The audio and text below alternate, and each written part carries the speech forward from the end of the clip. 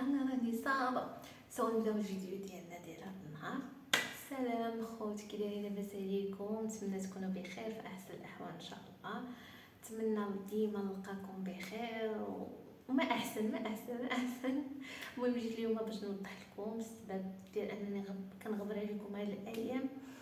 ممكن جوج اسباب اللي خلاوني نغبر عليكم.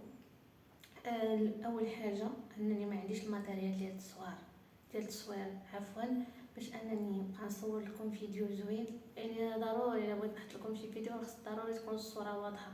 يعني ماشي غادي نجيو نلوح لكم واحد الفيديو مضبب ويشوش عليكم، فهمتوا؟ هذا هو المشكل. فاش كان عندي التليفون ديالي ما خاسرش راه كنت كنصور لكم دائما فيديوهات. دابا نحس خسرات ليا ديك الكاميرا القداميه، كان نساين صاحبتي حتى كتجي عاد باش كنصور لكم فيديو، فهمتوا؟ دابا هذا هو المشكل الاول. المشكل الثاني يعني ما كنلقاش سميتو كاميرا خاسره، فهمتوا؟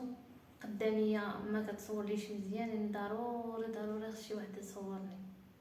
كنتسنى صاحبتي حتى تجي عاد باش كنصور وخلاص. الماتيريال ما عنديش. هادو هما جوج اسباب اللي خلاوني ما نصورش ليكم. وكنشكر كاع الناس اللي تبعتني الانستغرام وتبعتني التيك توك تيسولوا فيا على العيب ديالي. كنشكركم بزاف بزاف بزاف وكنموت عليكم وكنبغيكم، وحتى الناس اللي ما سولاتش حتى هي راه كنبغيها بزاف بزاف بزاف بزاف. وكنتمنى دائما تكونوا بخير. وشكرا لكم بزاف خوتي انكم كتدعموني في القناه ديالي، ونتمنى الناس كامل اللي مازال ما تابوناتش عندي في لاشين تابونا باش هكا انا نزيد القناه ديالي شويه لقدام.